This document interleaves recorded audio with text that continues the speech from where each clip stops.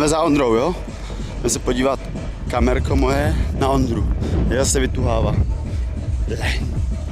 Leň, zůstaň.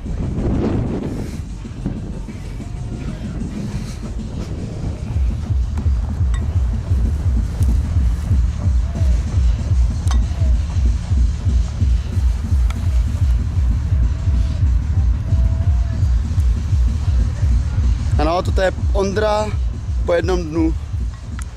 Vidíte Ondru po jednom dnu? Ale Karla, ještě trošku na pořku, no. To je pička, víš, ty vole.